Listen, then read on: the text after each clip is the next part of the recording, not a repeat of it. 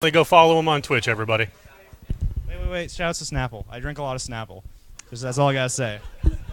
Bean in his Snapple. You heard it here. Shout outs to Snapple.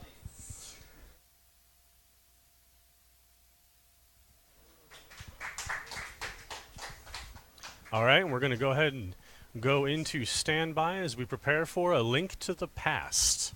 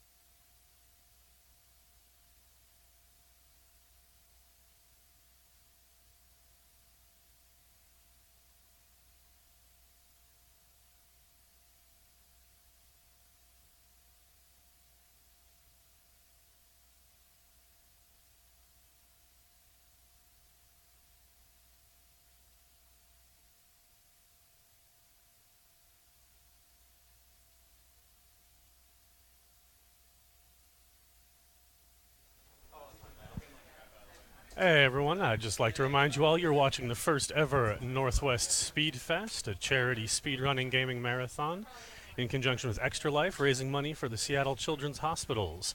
I have been your completely nameless, namely because nobody wants to pronounce my name, announcer for a little while now, but I am going to be taking off, so I hope everyone tunes in, enjoys this marathon, donates, and has a good time, and happy gaming.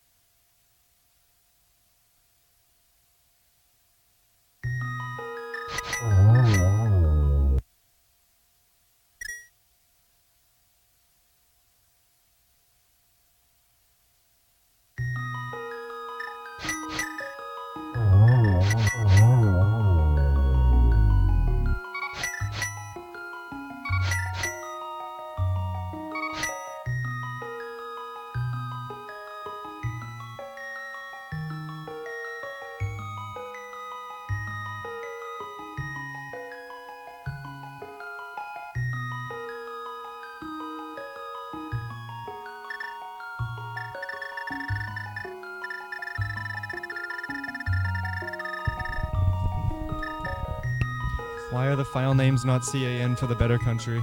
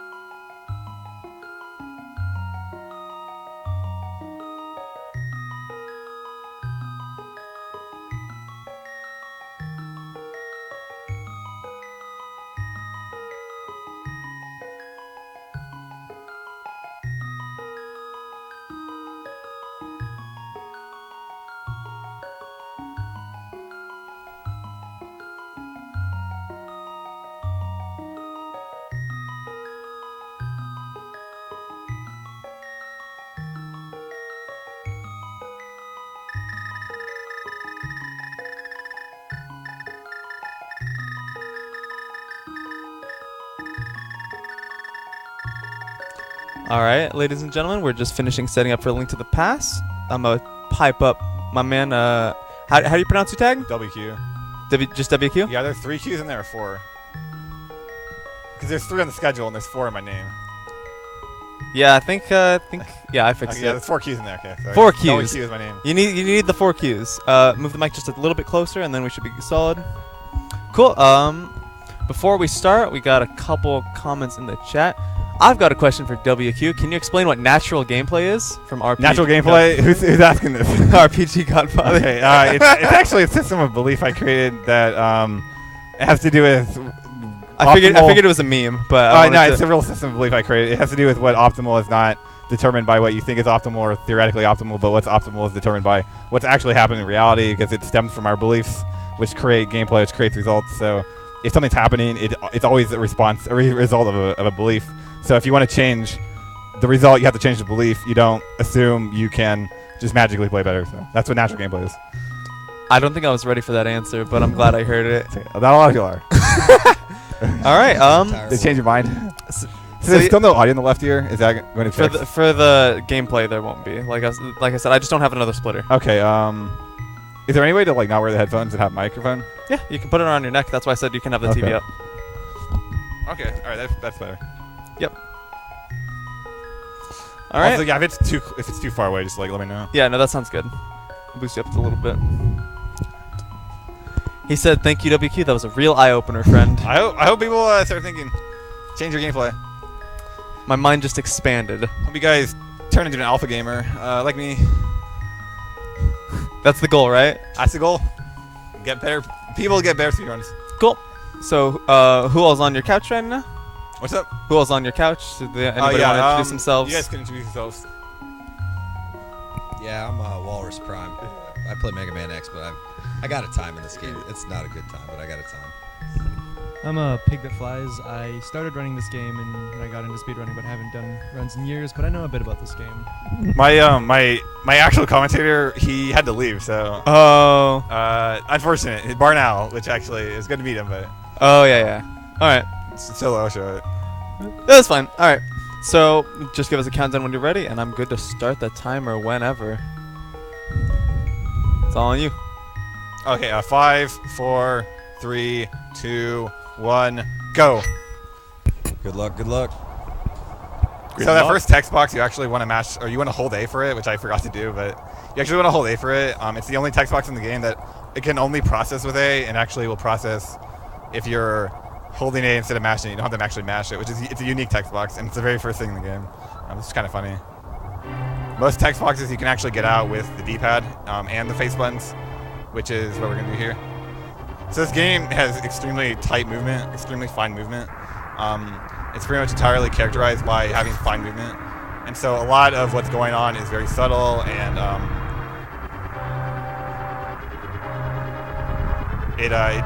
it's almost the same thing every time, but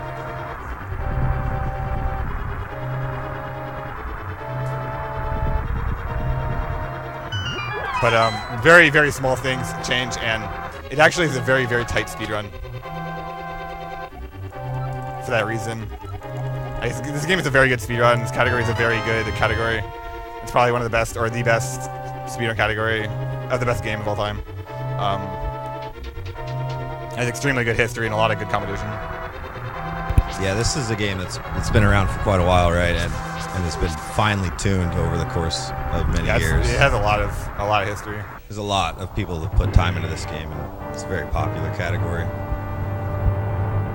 I think the best way to compare it is Ocarina of Time is arguably the best game of all time. This is the best 2D game of all time. I think it's fair Not to true. say. That's not true at all, actually. This game completely destroys Ocarina. You're throwing out mad controversial statements there, friend.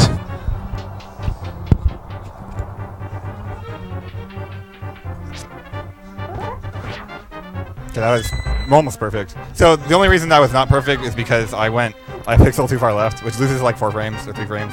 So that's how fine the movement is in this game.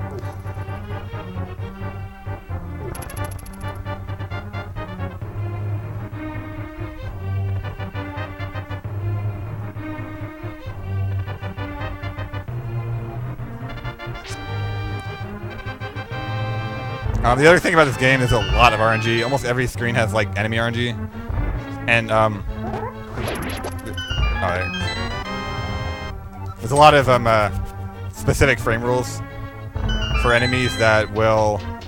So there's not only RNG for every enemy, but there's also these frame rules. So when things aggro you and how they aggro you, it varies everywhere.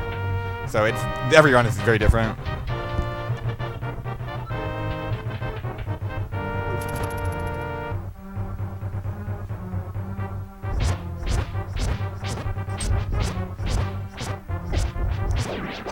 So not good. So that boss is notorious for being annoying because there's multiple frame rules going on at the same time. And you almost never get a perfect fight.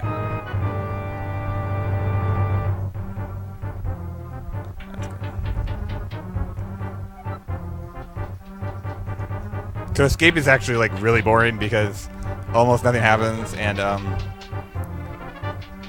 you can't dash. Like, you don't get boots, so there's no boots. You're just walking around, and it's a lot like, okay, I saved 1 frame in the screen. That's great. I lost 5 frames. That's not good. You know, it's still a great speed run. It's still one of the best dungeons in the game.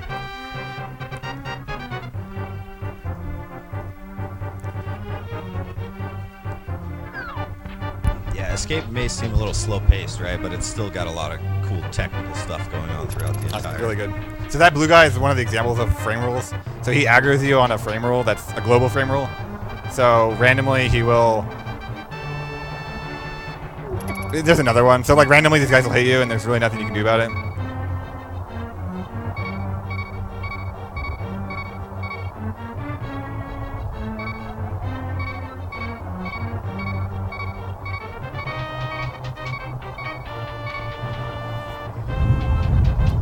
So there's actually a funny thing.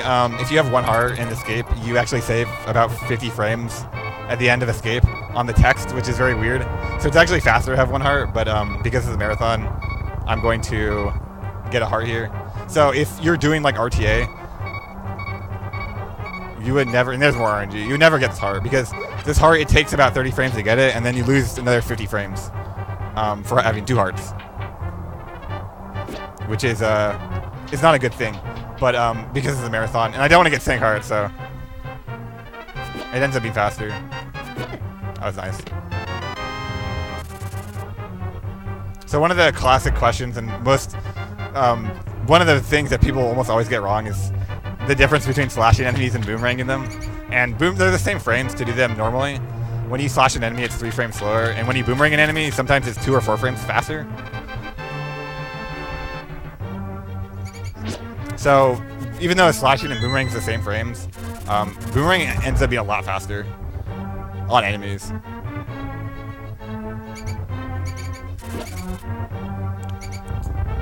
So not only do I want to boomerang enemies, but I want to boomerang them very close.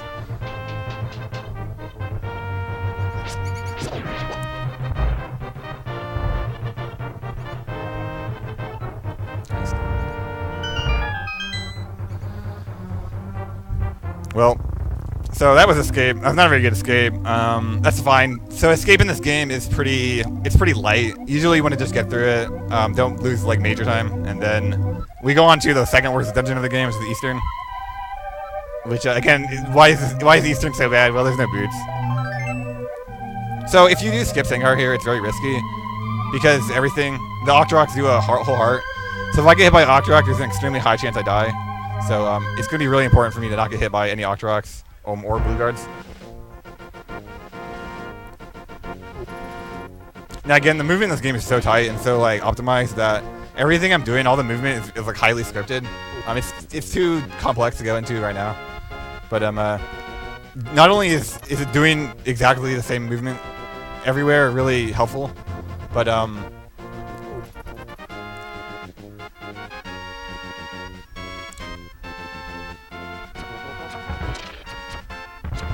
okay, so I got lucky there. So no Octoroks walked into me. Which is nice. So the Blue Guards do 1 heart, but like it doesn't really matter. Or they do have a heart, but whatever.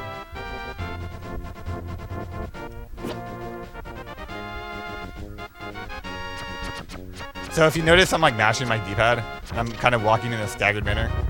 That's one of these like scripted movement patterns. And it makes walking up these staircases a lot faster.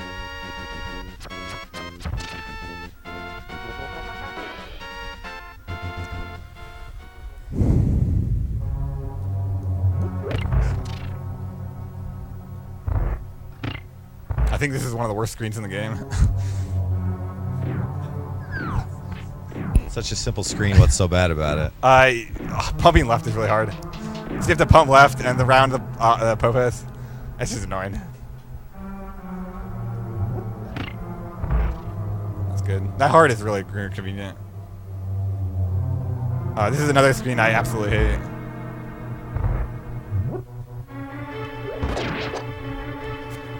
Damn. So that's a time loss. I boomerang that magic. It's actually faster to boomerang it, so we got the magic. Yeah, the reason that's faster is because when you finish a dungeon, it's got to fill your whole magic bar up, right? So having some filled already speeds that process up. Which, in my opinion, you're gonna make mistakes in a speedrun. I think the best thing to do is just move on and optimize it. So even though this run's not very good so far, it's still pretty good.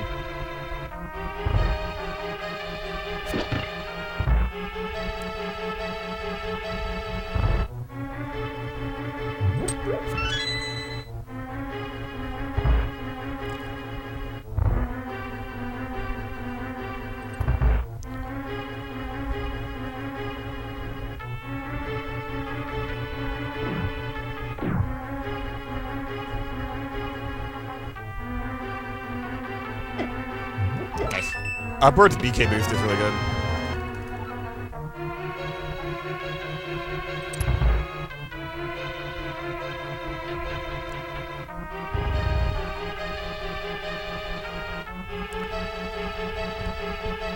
Whenever you're ready, I have a donation to read for you.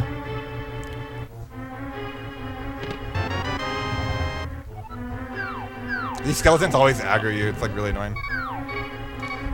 Our runner's not wearing the headset, so he can't hear me. So I'll read it to chat, and then I'll read it to him afterwards. Hey WQ, just wanted to let you know you are the representation of the Northwest to the fullest. Pushing it to the max, rolling deep. This was a 420 donation by RPG Godfather. Thank you for your donation.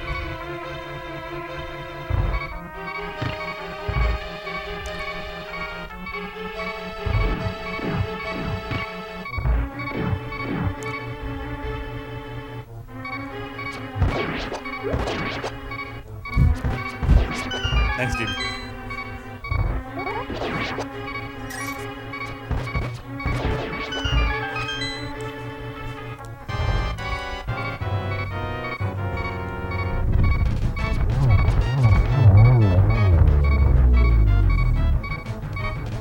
This fight's kind of cool. You notice we got the quick kill there. Normally the last Armos Knight is going to turn red and it fills his health up to 3 arrow shots.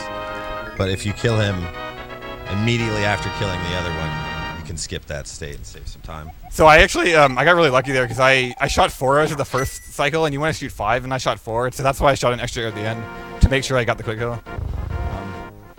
Eastern and Escape are probably my worst splits in the whole game. We can just, thank God they're over.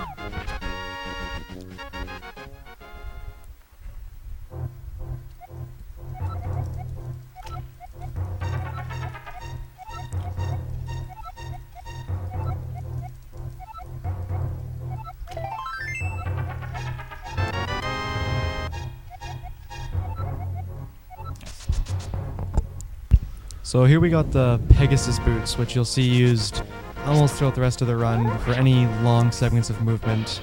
On top of this glitch, I can't exactly remember the inputs for how it's performed, but if you cancel the Pegasus boots speed as soon as you enter a staircase or a ladder, you'll keep the movement when you exit. I believe that's how it works. I think there might be another part to it, but I can't 100% remember. Although you'll see that as well used a lot throughout the run. So the thing of dashing is it's all frame perfect. You dash 4 pixels per frame, and you lose a lot of frames if you don't get a perfect dash. So pretty much every dash in the game is frame perfect, which is annoying. but it makes it interesting.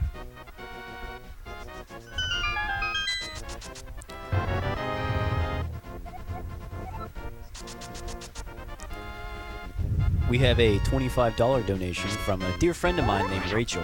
She didn't leave a comment, but thank you, Rachel.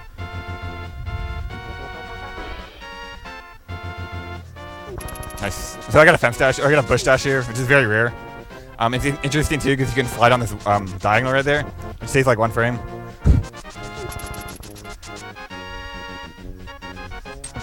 Pretty good. Nice.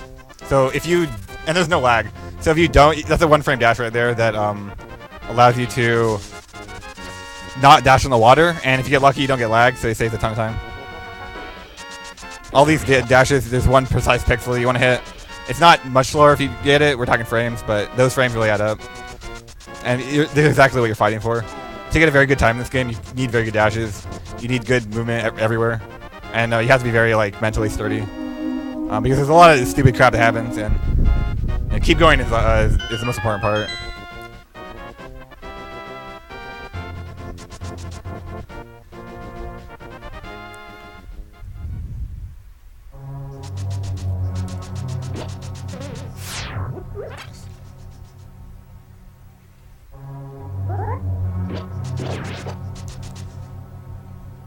I actually really like this next room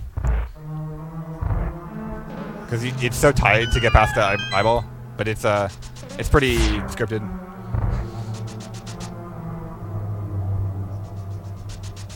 So another really important speed mechanic is starting a dash early and transitioning between dashes, which is also really annoying, and it's just one of these like tight mechanics. And also doors in this game are extremely important.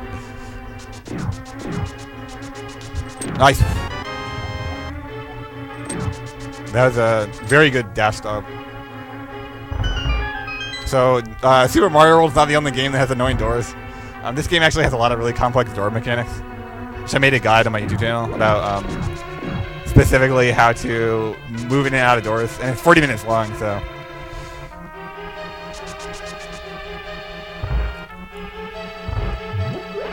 To grab that first pot, you have to go down 2 pixels, which is annoying. Because 1 pixel is nice, but sometimes you go down 1 pixel and then you miss it. Another interesting thing here is you actually don't want to dash immediately after that chest. You want to walk to the stairs and then dash.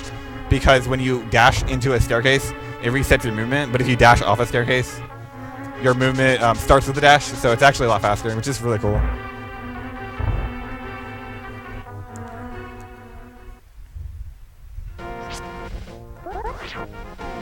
Nice. So that's something specific I do there. Everybody does that strat, but I do the movement a little bit different, and it saves like 5 frames if you do it right. But it's kind of hard. Nice. So picking up pots is another very important thing about this game, and you'll see me pick up a lot of pots. Nice. Nice.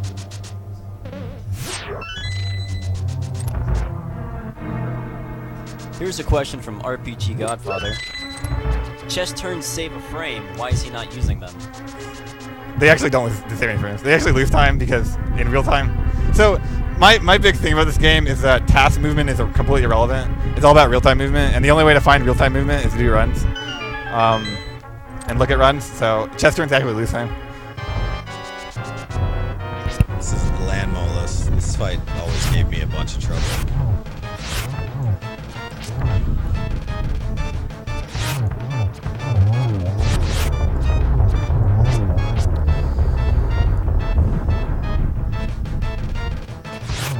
Okay, that's all right. Basically, you want a 2 cycle, or a 3 cycle, or an early 3. Late 3 is really bad, but it's acceptable. 4 and up is like really bad. That was a 3, so whatever. It's pretty average. I'm probably like +8 at my PB right now, which is actually really bad if I'm trying to PB. But unfortunately, I'm not trying to PB. So this run's decent. That was a very good desert.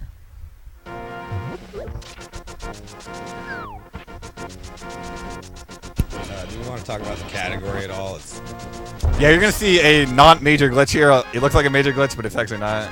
It saves probably 8 seconds, so that's why it's not a major glitch. But yeah, basically I tricked the game into thinking I flippers, and I'm gonna do some really cool movement to do it. Okay, good.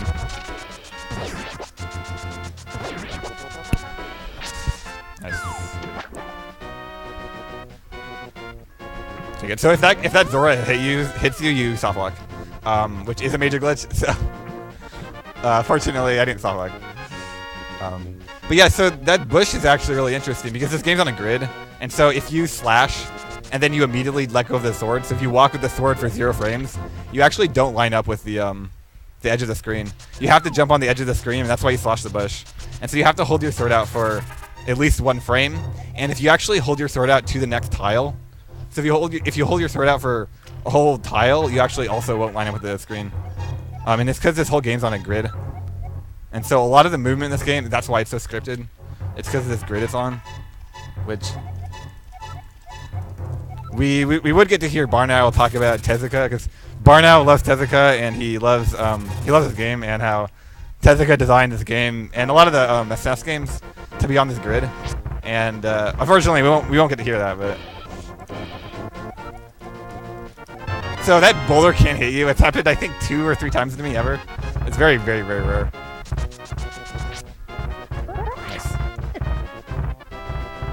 Nice. That's really good.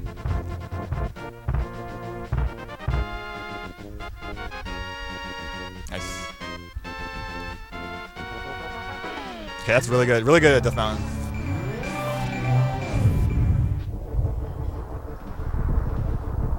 Nice. And so these warps actually, they're quicker if you enter them from specific pixel groups. So that's why you would enter the warp from the right side, which it's like half a second quicker, which is pretty significant. So every warp in the game you enter very specifically. It's very silly to a view if you don't play this game a lot. Probably like, what's going on? What's this guy doing? Nice. Ooh, look at that. Yeah. No big deal for me, of course.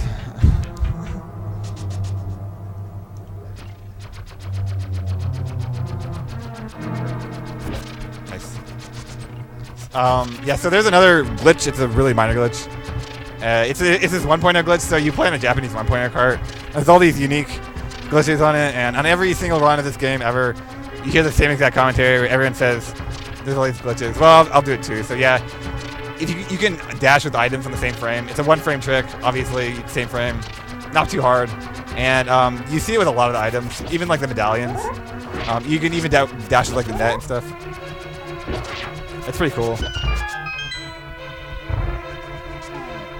Alright, there's another frame per gas, which is like really good to get those.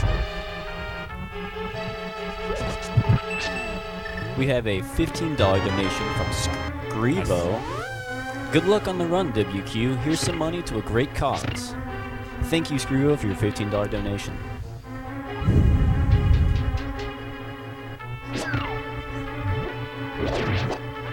Nice. You're good. Am I too quiet? Thanks.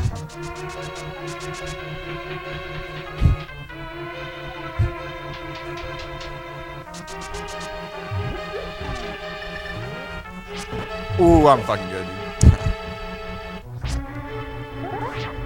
So this bomb jump strat, I actually made that. That's actually a frame perfect window, so even if I dash first frame, it looks like I'm gonna fall there, but as long as you're in the bonk animation, you won't fall, and that dash setup I do is actually, it works exactly like that, so you almost always get a perfect, you almost always get a perfect bonk, because you want the bomb to blow up right when you land, right before you land, and so that setup I do, well, it's perfect. The Legend of Zelda, a perfect frame to the past.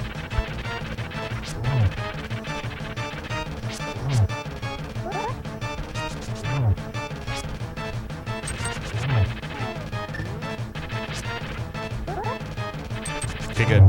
Boulder is really annoying. He often knocks you down for no reason. You can dash in him in the middle of the screen and he'll knock you all the way to the edge. It's really frustrating, so. Actually, that spin thing I do, so back in like 2013 and 14, people thought that spin thing saves the frame. It doesn't. Although it might save a frame sometimes. No one's looked into it, so whatever. I just do it for fun. Even casually, that fight's a pain.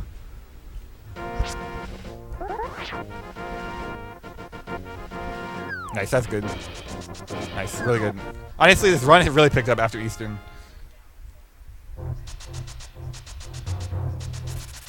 Nice. That was like the top pixel, like you dashed above the hole. Nice.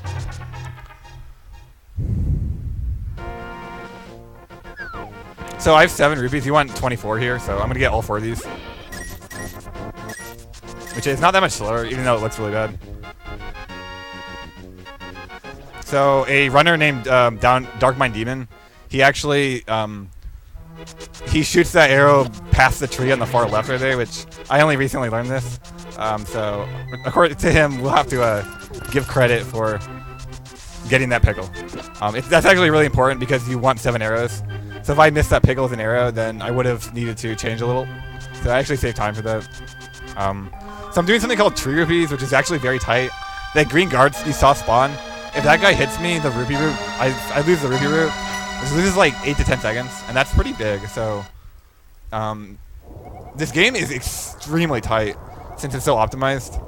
Usually if you mess something up, you only lose like a few seconds, but it's like almost everywhere, and so it really adds up. So even with the bad Escape Eastern I got, if I play clean, I'll get a very good run. And I've been playing very clean for the past 3 dungeons.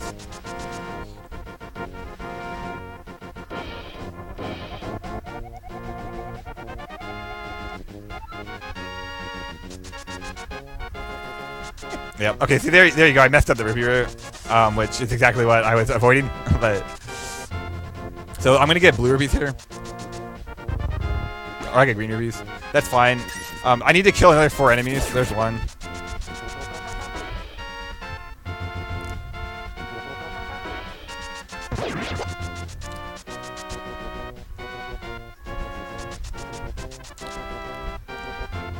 So this green guard that went to the right, that's my 3rd enemy. And then the 4th enemy I kill in about 2 seconds. Or 3 seconds.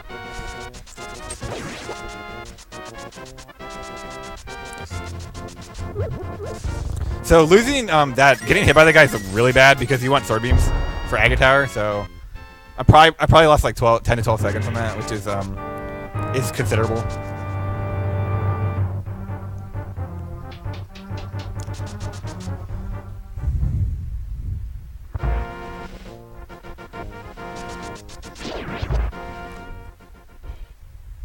I have to do a very silly strat in this room, which I don't like doing, but...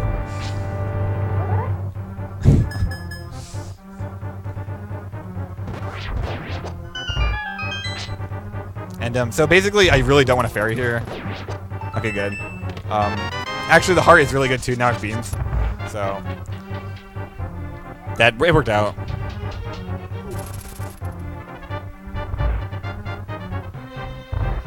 Nice, that's the first ring dash.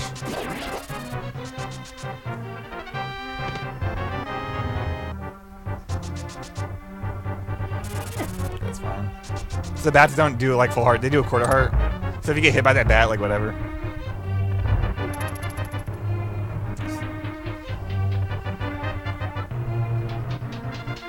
The last 4 screens in this dungeon are really, really important. So if I get good RNG, they'll go really smoothly. If I don't, it's not going to look too good. We'll find out what happens. Yeah, well, there you go.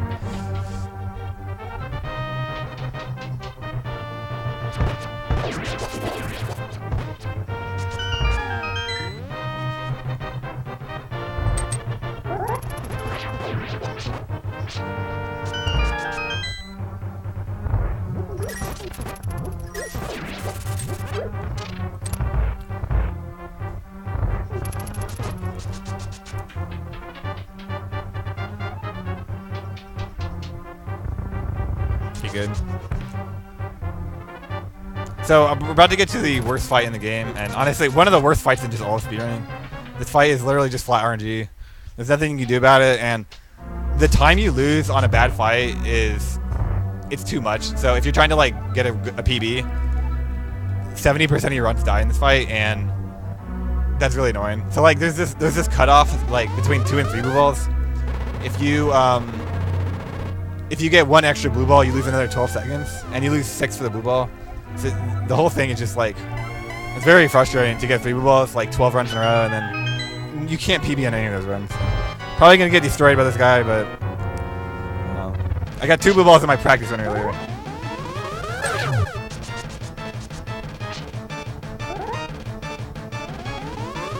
Okay, that's a good start. This run, unfortunately, is not very good. If I get 0 blue balls, it'll make it a good run, which is the effect of 0 blue balls. If I get bad blue balls, it'll still be okay. Okay, that's really good. So that's 0 phase 1. So I have a 50% chance of getting 0 blue balls, which is like very, very good.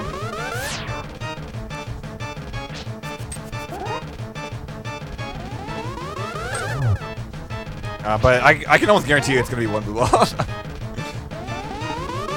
Yeah, there you go. It's actually a very good chance it's 3 blue balls, because this game hates fun. Yeah.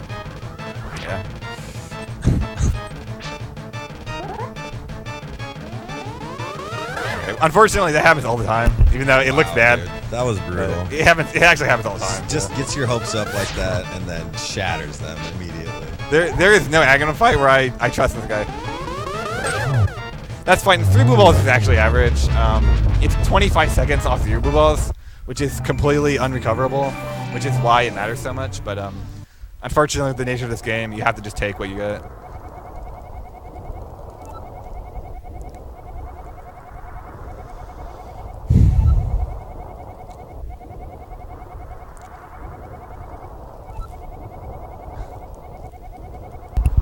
So the Dark World, would you say the difficulty spikes up considerably in the Dark World? Yeah, I think it does. At the same time, it's more straightforward for the first part, so it's more consistent. But it's definitely a little more like gameplay intensive. The enemies do more damage. The bosses are, well, they can kill you. They're actually, like, Landmo and Moldorm are very difficult bosses, so it's not like they're harder, but it definitely spikes up.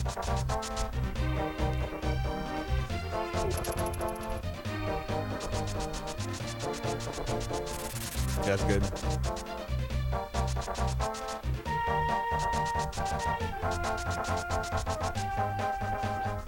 That's good.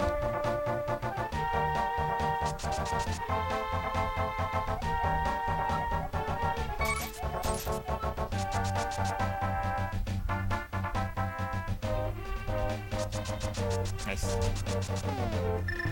Nice. That was a pretty good overworld. I think I made 1 error at the start, but most of these overworlds literally come down to like how many frame perfect dashes you can get, and then do you make 1 error or not. If you make 1 or 2 errors, it's suddenly not a very good overworld. But if you get a lot of good dashes, then suddenly you can like save half a second, which is really good.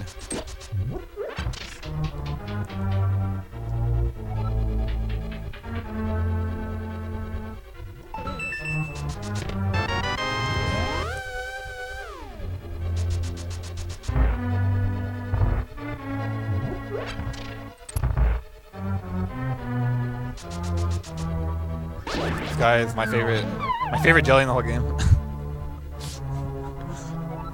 No, I'm kidding. I don't like that guy.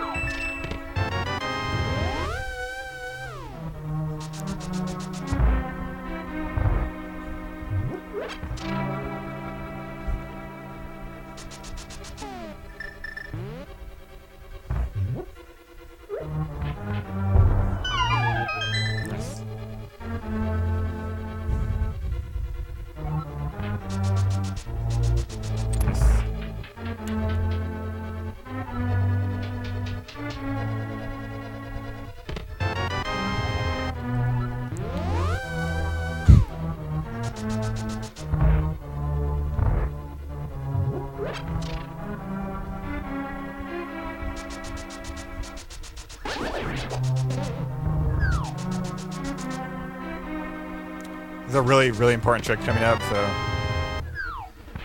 I can't explain it, but It's 1 pixel.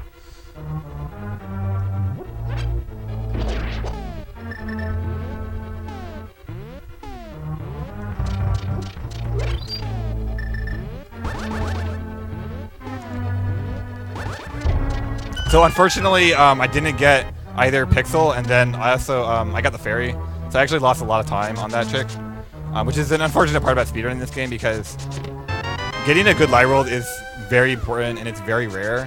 And then suddenly, when you do get a good light roll, you have to do that, and then Helmasaur and Turtle Room. So getting a good run in this game is extremely rare. It's probably like 1 in every, I don't know, 20 to 50 runs you actually get a good light roll, or you get a run past pod.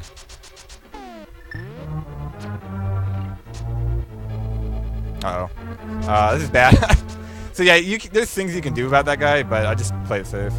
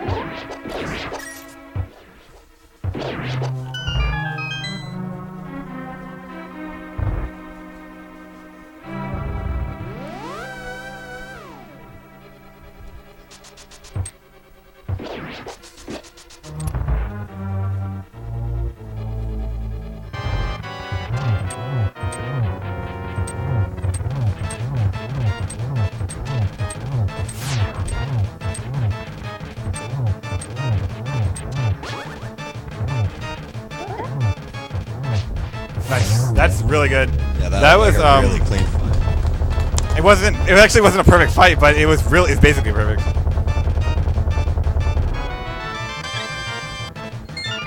I got the perfect RNG. I got hit by him. That loses about 20 frames, but if you get hit by him, you can actually walk back into him with the damage frames and then hammer him. Which, if you miss that hammer, you basically die.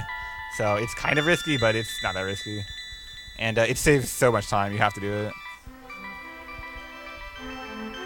I think if you guys want to do commentary, feel free, because I'm going to stop talking so much. We'll do our best.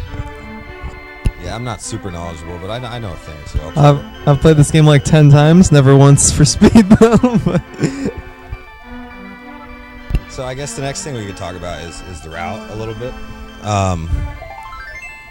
The intended route, at least if you open up the map, the crystals are numbered now and they show up on your map. And the next intended dungeon is Swamp Palace, but we're gonna bypass that. And we're gonna go to Thieves Town, which gives us the Titan's Mitts, that's the upgraded power glove, and allows us access to the tempered sword after that, which then we can utilize extra damage for the rest of the game.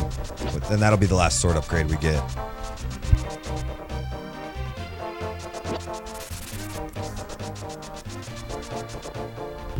After Thieves Palace, what's the good order of the dungeons gonna be? It's Thieves, Skullwoods, Ice, Swamp, Mire, Turtle Rock. We have a question for you, WQ. This liquid gameplay is crystal clear, but is it also edible gameplay? It's a $4.20 donation by Joseph Thomas. Thank you for your donation, Joseph. Is this gameplay gluten-free? Basically, you just have to try your best. That's Is it vegan friendly?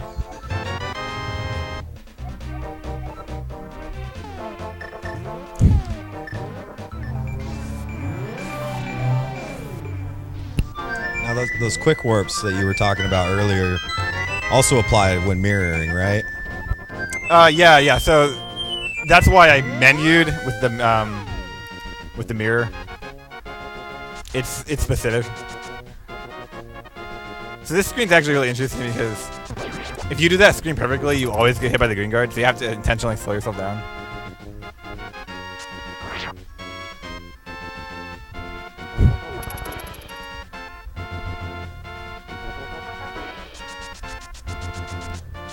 Alright, coming up here, we picked up the flute and we're going to play it at this water vein, and we get our magical duck bird thing. It's basically our fast travel device for the rest of the run. Comes in pretty handy, I guess. Giving us a legitimate way to teleport instead of the non-legitimate ways. In addition to, rather. Sorry. You. Not us. The royal we, I guess.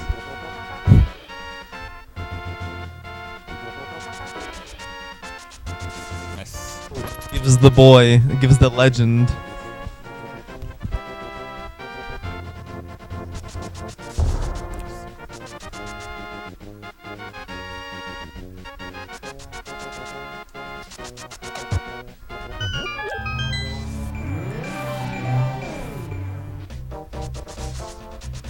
Nice. Yeah, good luck. Never lucky. That skull is really annoying.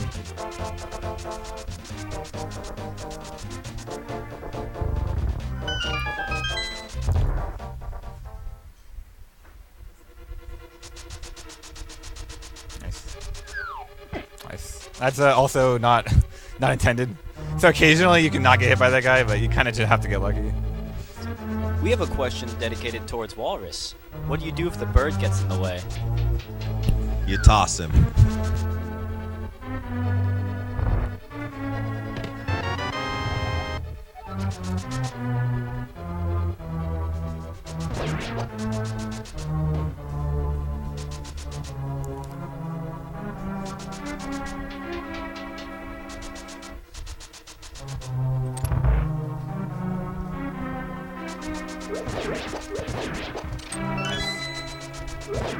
Every single dungeon has one iconic room for the speedrun, and this dungeon's room is Hellway, so every single one of those rooms you can lose significant time in.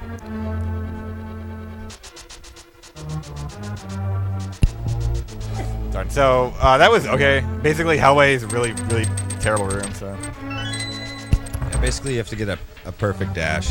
Which I did get. Line up on the perfect pixel, and then you have to get lucky with the, what do they call them? Patrick stars, as well as the anti-fairies. Yeah, the anti-fairies. Basically, if you get through it, you're good. I have 4 hearts, so, well, it is good enough. Oh, that's really nice. That's really bad because you can easily die 2 hearts in the dungeon. It's really hard to die in this dungeon, but if you have 2 hearts, suddenly the difficulty like spikes up extraordinarily. Good.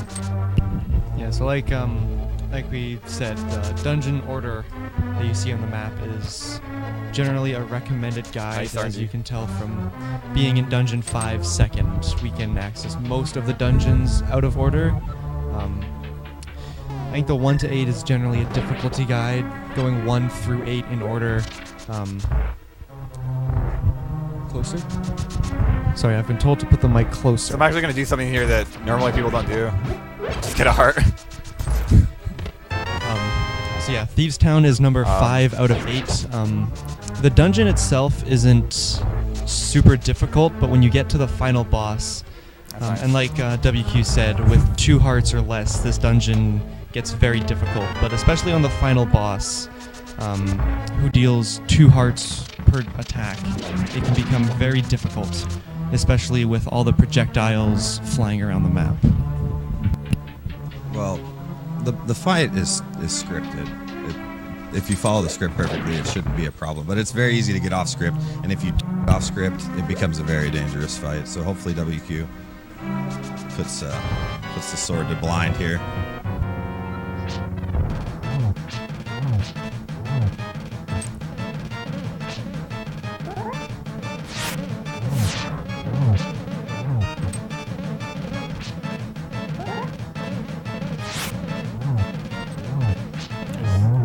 fight. Good fight.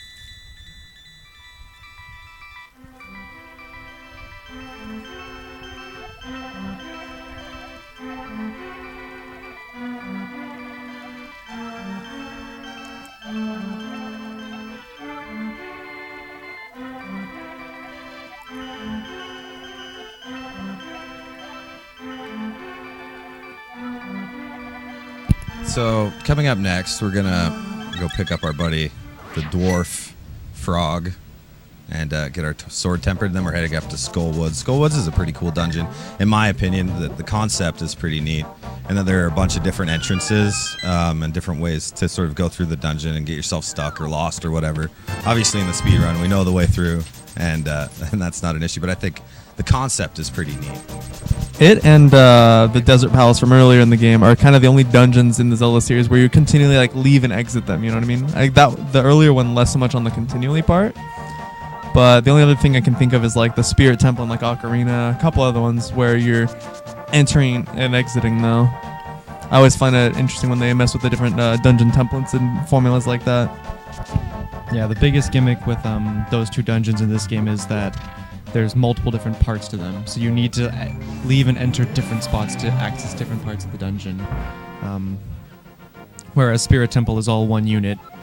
For example, Desert Palace is 2, and the one upcoming is 3 different parts. Yeah, so in Skullwoods, if you die in the overworld, so dying in the overworld is actually banned in this category, which is silly. But it's because there's places you can die in the overworld that actually are faster, so they banned it. So if you die in the overworld in Skullwoods, you go back to the pyramid. So it does happen, which is very funny.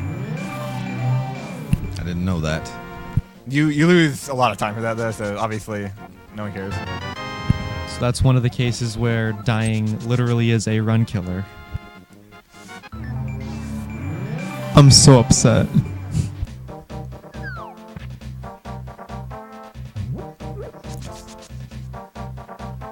Nice. Yo, fence dash. Oh, we got that. Nice. Oh yeah, I guess we could mention the rupees. We're picking up a bunch of rupees here because flippers are very expensive. So, but conveniently placed are 2 300 rupee chests. So the one thing that's been going really good this run, my dashes are all like really good, which is usually the hard part. Unfortunately, everything else is not going well. But I care more about the dashes than anything else, so I'll take it.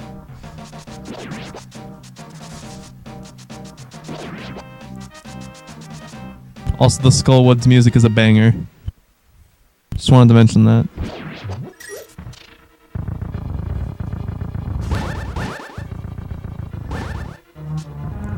God, that room is hell, and that was the worst. That's the worst RNG you can get. I handled it really well though.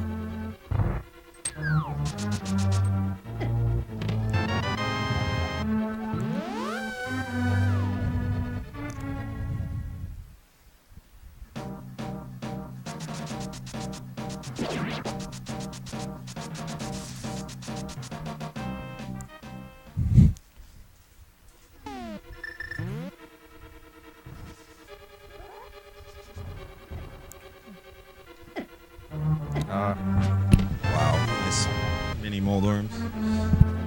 That's not good at all. Although it's not the worst thing in the world.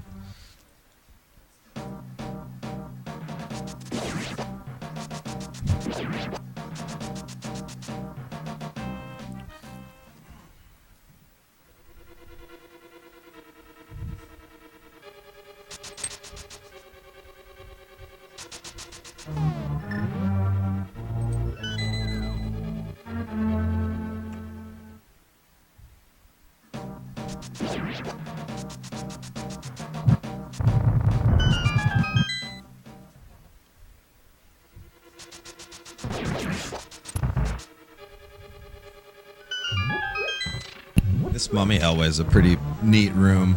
I've practiced some of the faster strats. Looks like WQ, of course, going for the best strats, but that can get out of hand pretty quickly, but it's a pretty cool room when executed properly.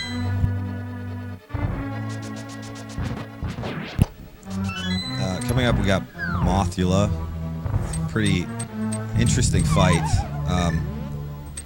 There's a mechanic where if you hit Mothula into the spikes that surround the arena here, it actually doesn't do any damage. So you want to, I mean, it's not all entirely up to you. That was a very fast fight. That was actually a 3-hit, so I messed up. There's this mechanic. You want to dash into the moth on a specific. It's a specific timing window and a specific like pixel variation or whatever. So it's very hard to get. I didn't get it, but I got kind of lucky, so it worked out. Yeah, ideally, it's a double hit with a dash to start and then 2 slashes, right? Yeah, I lost like 2.5 on a perfect fight, which is really good still. Like, it's completely fine. Yeah, I'd take that fight every time.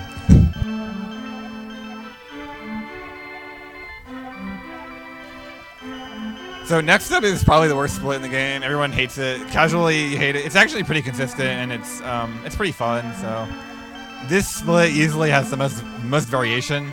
If you make mistakes, you get punished the hardest.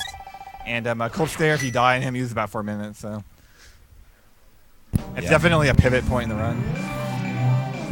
Yeah. So up next is Ice Palace, but first we gotta go get ourselves some flippers to get access.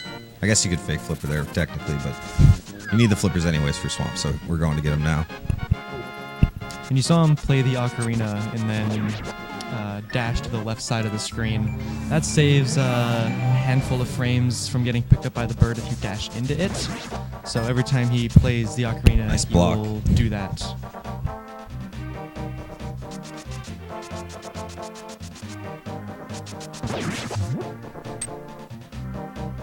Okay, so this is called the lottery, and basically, we're gonna hope I don't soft lock here. Okay, good.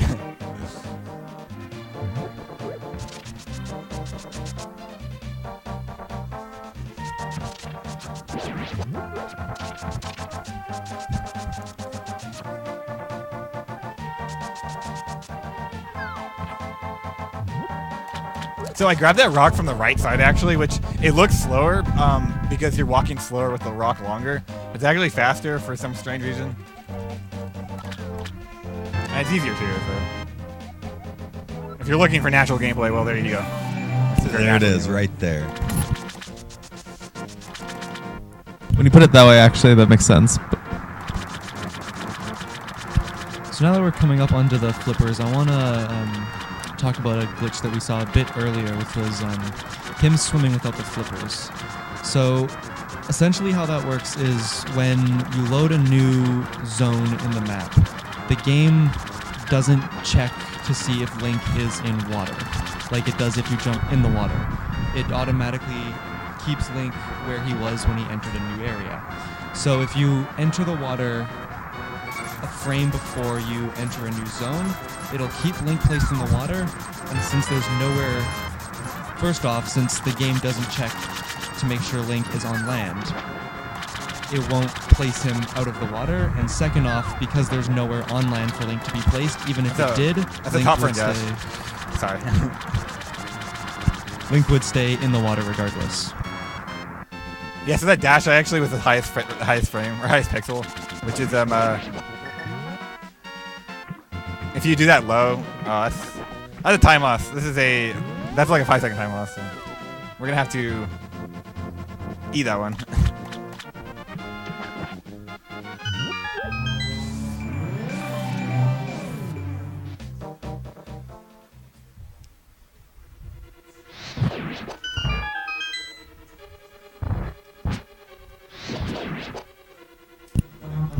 So that's really nice. That arrow saves a second. So in a run of many mistakes, we 2 things have gone right.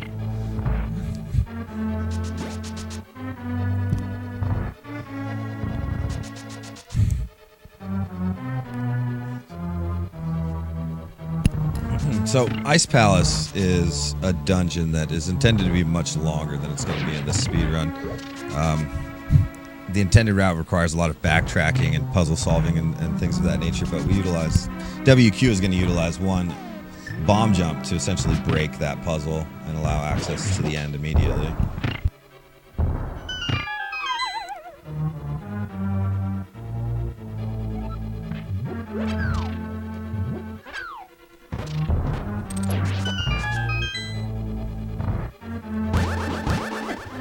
Nice. That bomb's really nice too.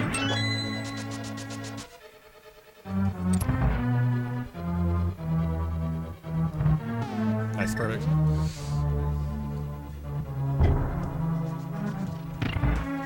That's the bomb jump. Normally, you know, the red pegs would have to be down and then you have to come around and hit some other switches. But since we didn't have to hit the switch, we now can just proceed to the end of the dungeon, fight Cold Stare. That's really fast. My strat there, actually, I slash down, so if you have sword beams, it doesn't knock the left penguin. This is convenient.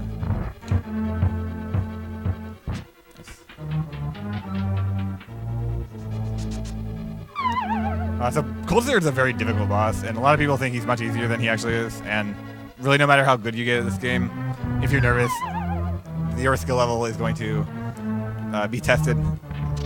So I hope I get him, but you got sometimes this. you gotta No pray. problem. No problem.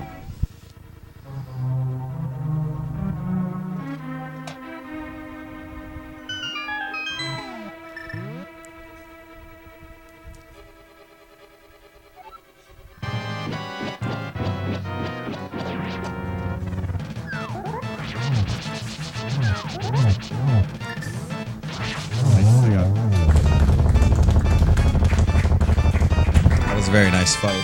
Cold Stare's a very dangerous boss because the dungeon item in Ice Palace is the blue mail, which reduces your damage taken.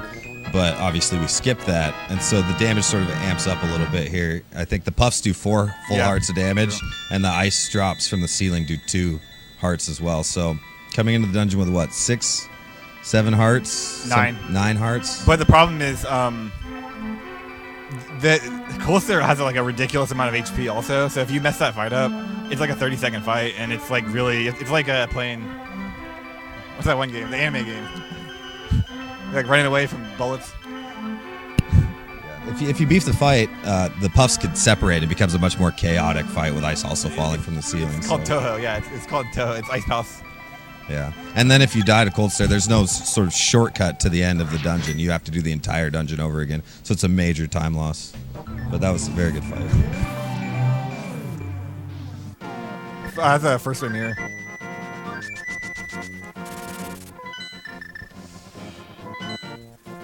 Or no, wait, that's the first way menu after the mirror, which is trivial, but I mean, saves a few frames.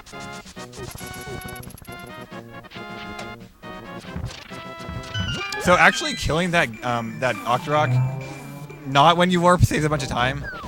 If you kill him as you warp, it actually loses a bunch of frames, like lag frames.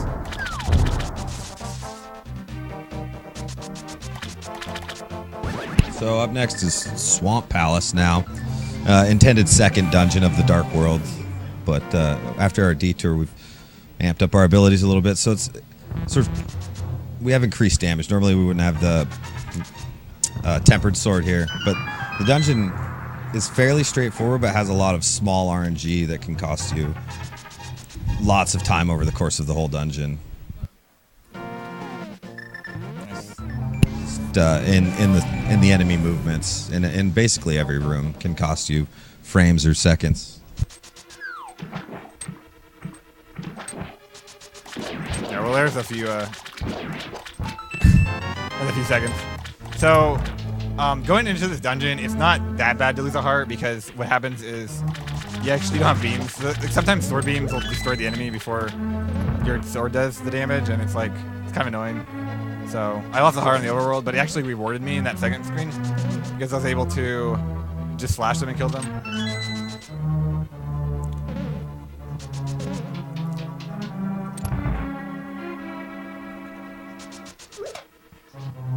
This is actually a weird. This is found recently.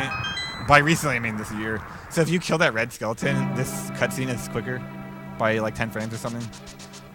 Which is, there's nothing you can do about that, but it's pretty cool.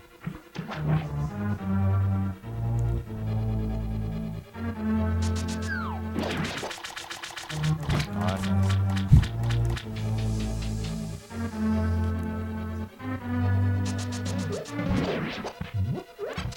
So this is another thing that's found. You actually want to kill that blue skeleton. Sometimes you don't kill him on a frame roll, which has happened. And if you kill him, then that looks slower to kill him, but it's actually faster because it saves lag frames in this next cutscene. So what I did right there was really slow because I had to slash him, but it comes out about even and it's easier. So this cutscene right here is it's about half a second mover.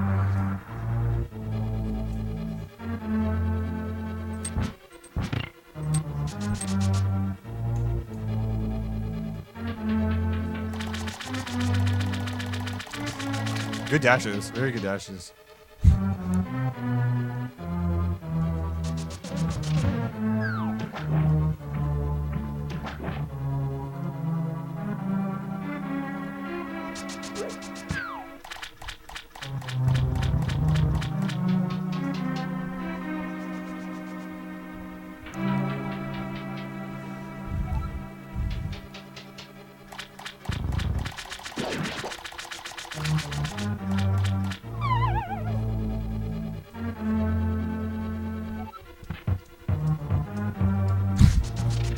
That's the unfortunate part about this game.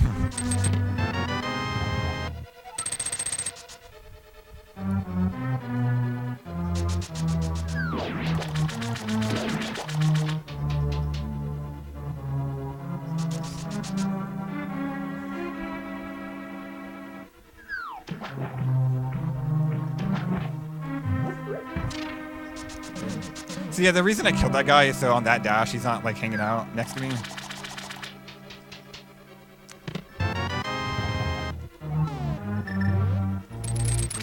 Hook shot was always my favorite weapon as a kid. Yeah, same. That's extremely rare. So, WQ, I have a question for you. Yeah.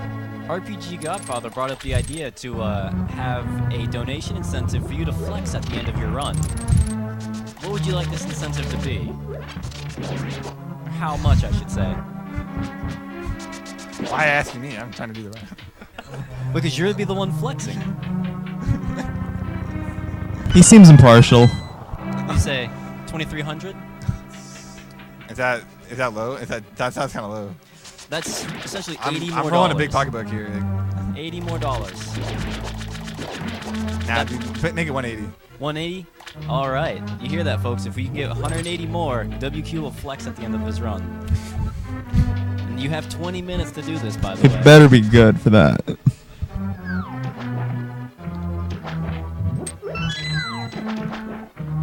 So if you're trying to get like a really good time in this game, the important screen in this dungeon is this fight.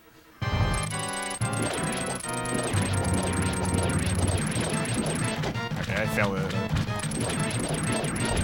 Yeah, you can kill this puff before he goes up. It takes about 5 to 6 seconds, which is it's very, very important to get this and a good run.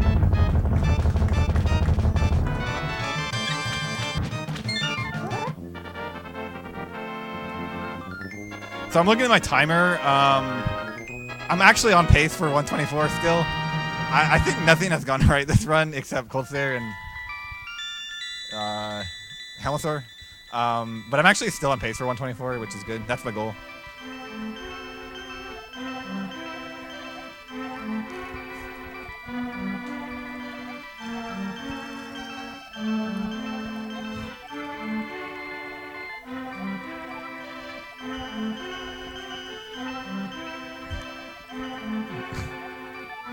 All the lore.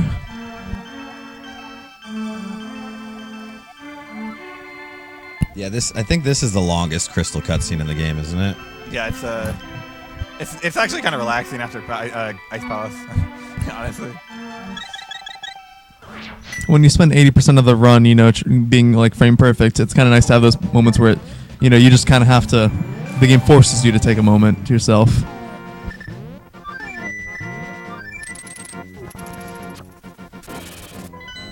Mire is like my least favorite split, so it's really Oh, he snuck by, dude. Nice. Those dead rocks are always a pain for me anyway. I don't Usually know. people panic when that happens to them, but there's a few tricky ways to get around it, which because this game is on a grid, and when you dash on a slope, it's not on a grid suddenly, so very weird things happen to your movement speed, which is why you can sometimes dash past this guys. Nice.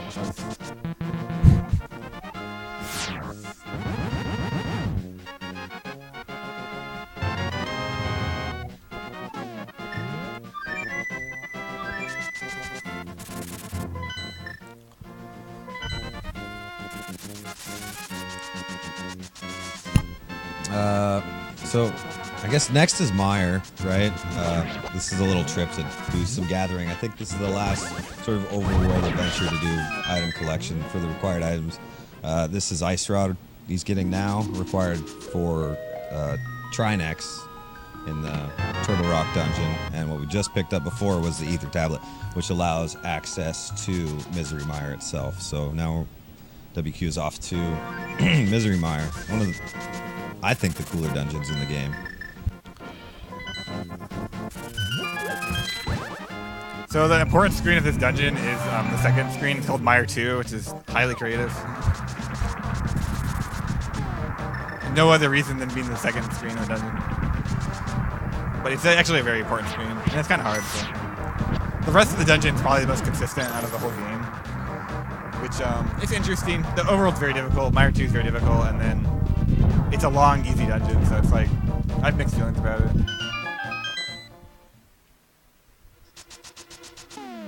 Yeah, Mire 2 is a pretty cool room. I know I spent a lot of time practicing it just because it's a lot of fun to do when you do it right.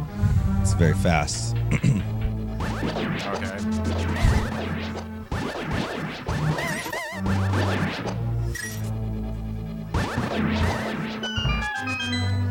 Yeah, you missed it there, but the idea is to one cycle those Wizrobes before they can fade out again. I'm not sure exactly what went wrong, but it's still a cool room.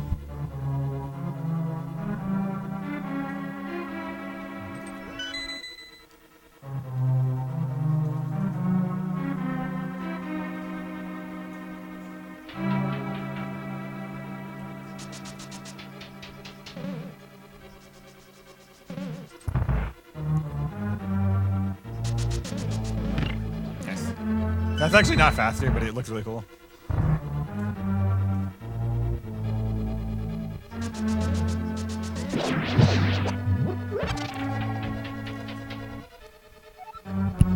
Here we got a minor glitch, I guess it is, where you can shoot the fire rod through these blocks as they're moving, just because for whatever reason they don't register as. I'm on like 124.58 pace, which I'm gonna have to play very good for that. So there goes nothing.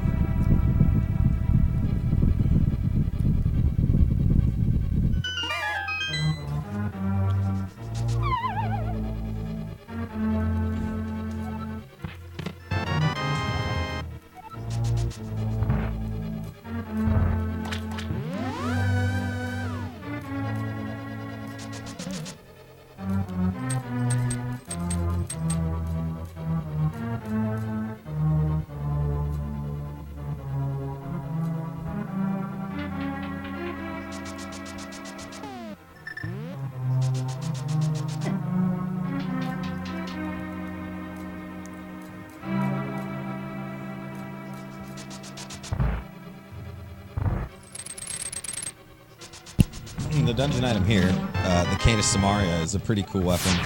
I never realized its true potential as a casual kid, but in the speedrun you get to show it off in some pretty cool ways that we'll see later in the run.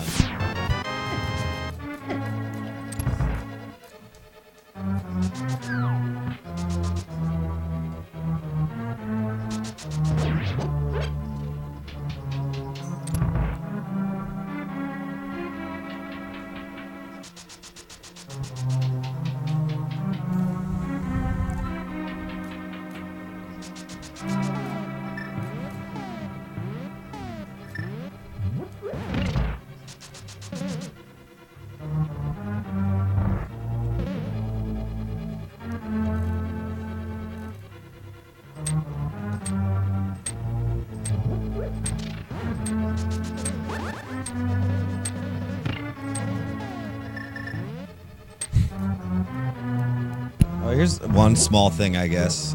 The bomb count, ideally here, worked out for WQ. He had exactly one bomb left coming into that room, and that saves one menu because by using your last bomb, it automatically swaps to the fire rod, which you then use to hit the switch. Kind of convenient. And the bomb routing and arrow routing in this game is very specific to sort of optimize the chances to do stuff like that. This is Vitreous. This is a fight that I think is pretty cool. The eyeballs do a lot of damage. I'm not sure how much, but it's a lot. But the goo on the ground only does, I believe, 1 heart of damage. So you walk on the goo, take the damage, and then use your spin to hit the eyes. And then it's 8 arrows to take out the final That was eyeball. actually really good. Yeah, that was very nice.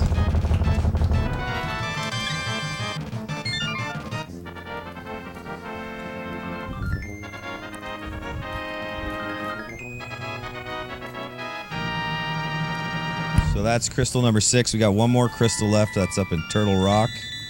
And then off to Ganon's Tower, which is a very tough but very cool dungeon to watch. Yeah, so Endgame definitely makes this run. T-Rock, G-Tower, and Ganon, they're very hard. A lot of movement, a lot of variability, a lot of interesting differences, and definitely like the highlight of the run, so hopefully it goes well. If it doesn't, it just happens all the time, unfortunately. You run it significantly worse, much like Aghanim. Yeah, and especially in Ganon's Tower, there's a lot of fast-paced and a lot of intricacies, fast-paced action and intricacies going on that make it very fun to watch as a viewer even, compared to the rest of the run, which in general, especially in the Dark World, is a very fun run to watch, but Ganon's Tower kind of elevates that completely.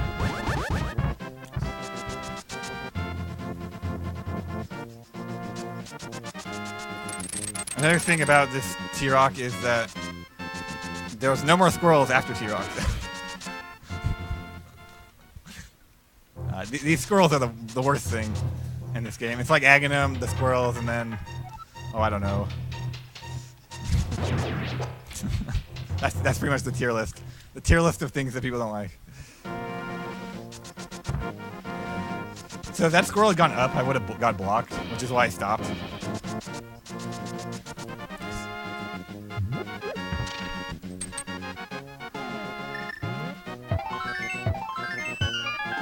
Nice. Got the quick warp. So that's a very difficult quick warp to get. Okay, that's good. That's actually the lowest pixel you can get to trigger this cutscene. And if you item dash on this, actually you get super speed. So I'm gonna move really fast if I got the item dash, which is pretty subtle. Okay, so I didn't get it. We have a $25 donation from God with a Wavebird saying, WQ is the greatest speedrunner of all time, yet he's only at 0.001%. Thank you for your $25 donation. What's going on with my friends underestimating me?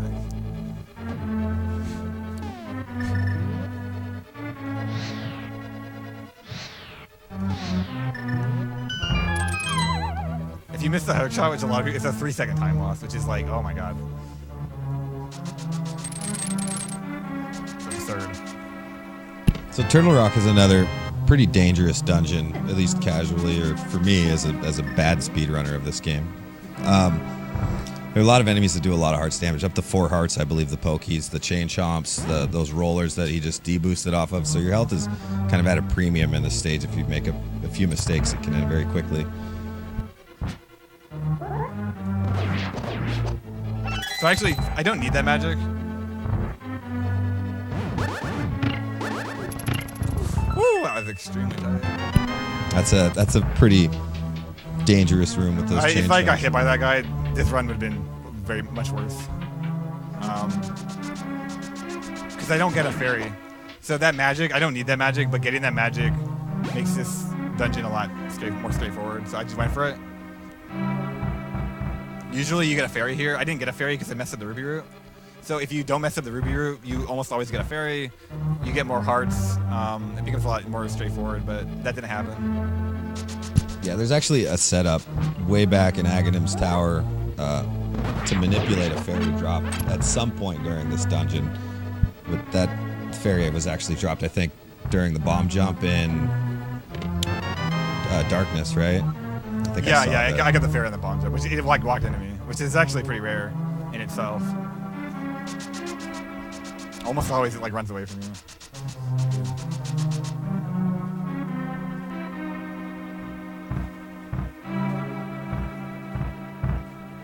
This screen right here, that interaction is like, it's actually really difficult, even though it looks so trivial. Almost every player loses time on it. So I can actually skip this roller because of that RNG, which saves like 45 frames. If you have, you can actually dash into that roller and then key dash off the bottom rail, which I found that like a week ago. It saves another like 15 frames, although it's kind of hard and risky.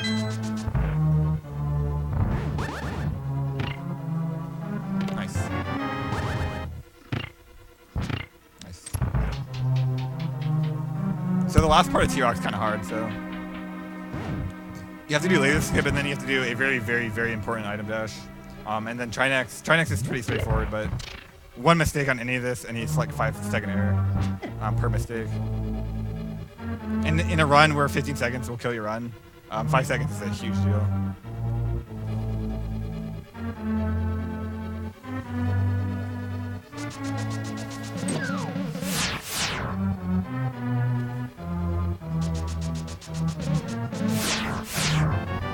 Wow, very nice. And you got the dash out, which saves like 10 frames.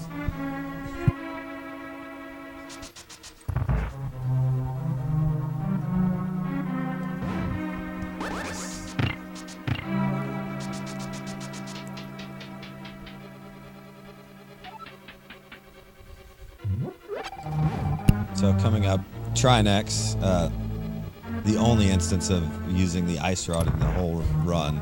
We have to go all the way out of our way to get the ice rod just to fight this guy. But the idea is you got to freeze his head or burn the other one. Slash it 5 times. You want to make sure that you swap to the other rod before you finish off one of the heads because you can't menu during the explosion. And then once both the heads are eliminated, the third head comes out. And hopefully I think you get a double spin and 1 slash to finish him off. The head of this third is vulnerable immediately after exiting the body, but shortly after the head is not the weak point. It's actually a glowing mid-section.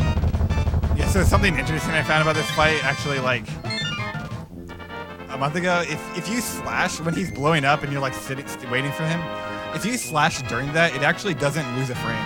So if you slash before that and then you walk over, for some reason it loses a frame. And I actually don't know if that's 100% true because my practice hack like lags randomly, so it's possible that that's due to the practice hack, but almost certainly you actually lose a frame by not slashing during that cutscene, which is very weird. I don't know why. And I'm guessing it has something to do with the fact that the boss is exploding, like, makes the lag consistent. Like, it caps out the lag, so it can't lag more, which makes very little sense to me. It is a free frame, so. So this run is actually better than I thought it was, which I'm surprised by, because I lost probably a minute, so I'm actually very surprised. But I'll take it. Like, that's a good thing.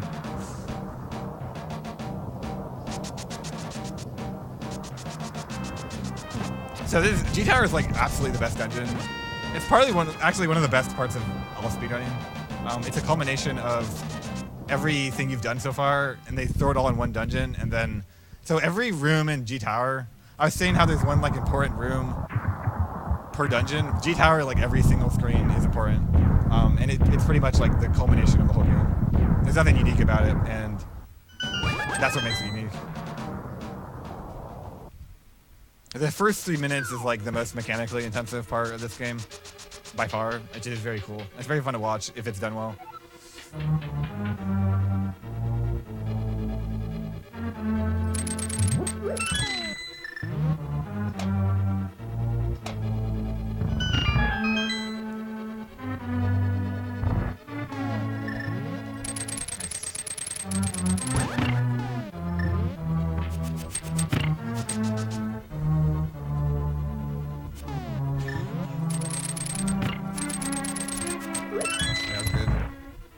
That screen is very, very tight. There's a firebar skip you can do here. It's RNG based. Nope, I didn't get it. It saves a second, which isn't that big of a deal. So losing that heart, it's bad. It's not that bad. It's like 10 frame loss, which is somewhat trivial.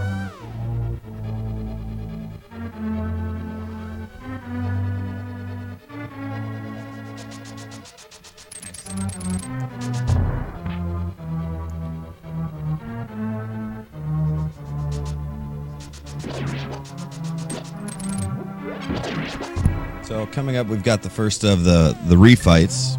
Part of Ganon's Tower is that you refight all 3 Light World dungeon bosses, again with a little bit of a change, a small change. Coming up, we have Armos on Ice.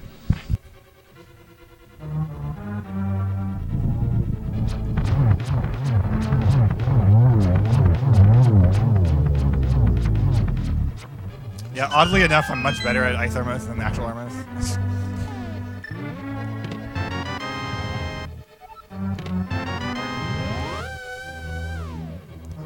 So the only reason you'd want beams is to beam this switch. It's literally like a 5 to 10 frame save. It's not that big of a deal. Nice. Nice.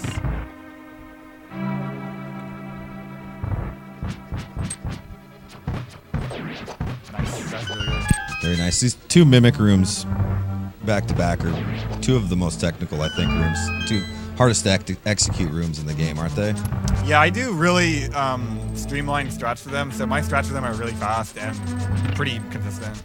I would say like 80 to 90% consistent, which is really good because I'm doing them as fast as or faster than everyone else.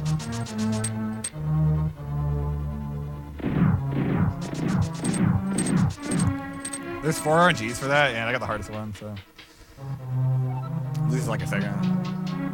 Now we enter the gauntlet. This is, I think, 4, maybe 5 rooms in a row, where the goal is you have to kill every enemy in the room before you can leave the room. And I think it's one of the coolest sections in the game, just because it puts your general gameplay to the test, as well as your reaction to the different RNGs that can come up.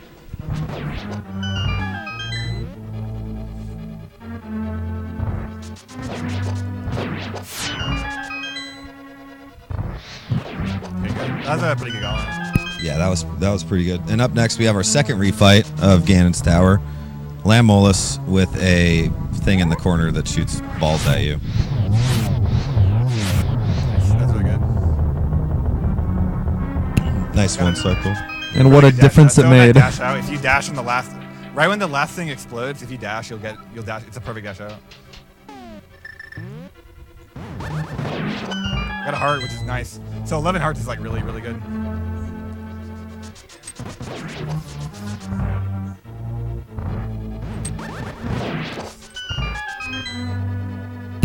I don't get it.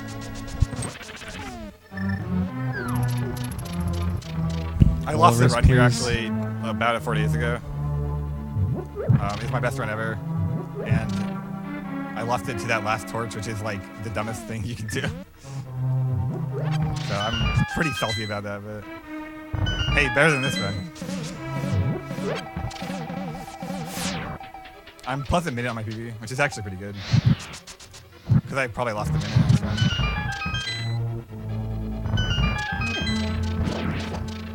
Oh, okay.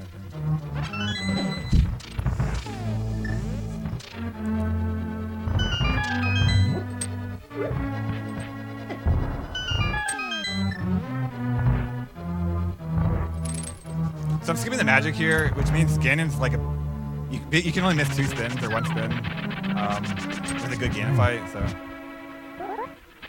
Our third refight, Moldorm in a different shaped room. which is actually a lot easier. That was a perfect shot actually. That's the fastest you can get, and it's like a frame faster. But I've never seen that hook shot on the side of the chest. That was pretty cool. well, that's the best I've ever done it. So.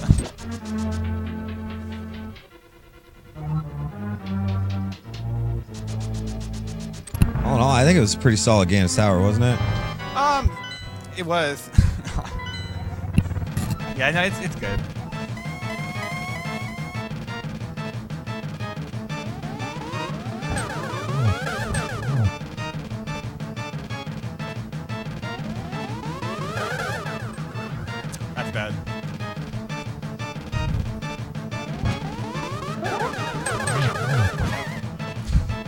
Thought you had it. Okay, so that doesn't change too much. I can still reach my goal with reasonable RNG. Unfortunately, that could have been a very good games tower. The map, Aghanim, and then very small errors here and there. I had to like 10 or 12 seconds, but it's all right.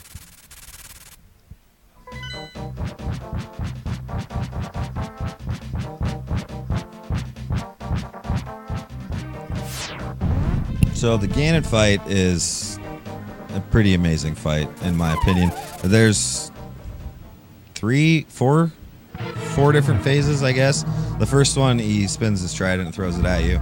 And the second one, he summons his fire bats. And it's 12 hits with the sword, with spins counting as 2 to advance to the next phase. So you got a 1 cycle on the first phase, going for a 1 cycle with 12 hits here in the fire bat phase. Pretty sure he got it there. And then now we enter the teleport phase, which is a random how many times he teleports here can cost you a bunch of time. Each warp is 2 seconds, so I lost 8 seconds already. Yeah, this is pretty terrible. It looks like 124 is almost dead. I have to basically get every warp here. Wow, it's just not good. It's not happening. Wow.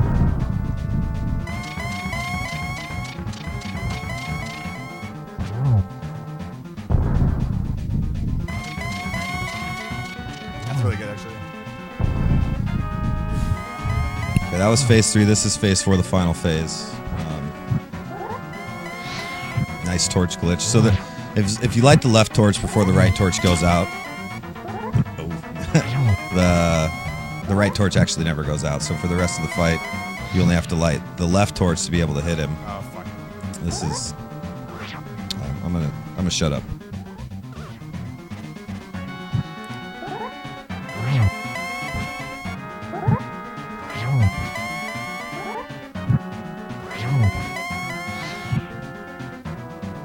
If I miss one of these spins, if I'm better.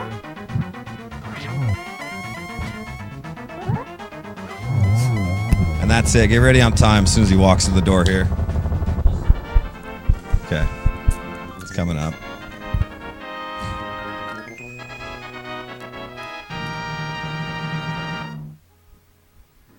Time. The final time was a 1:25:02. That's still a pretty good run. That's a 3 seconds. I missed a spin. I missed a spin right at the end, which actually would have done it, and I was really upset by that. But 3 seconds that's overestimate.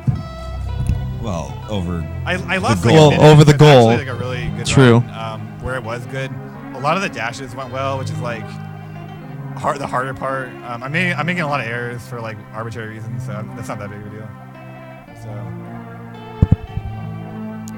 So yeah, thanks for watching, guys. I'd like to shout everybody out who plays this game, even the randomizer community. Likes to give a lot of flack to the randomizer community, but they're still playing the game, so I don't see the problem with it, even if it's a ROM hack. And then also shouts to everybody in the Pacific Northwest. We're the best speedrunning region in the world. Thank you. Thanks for the round, WQ.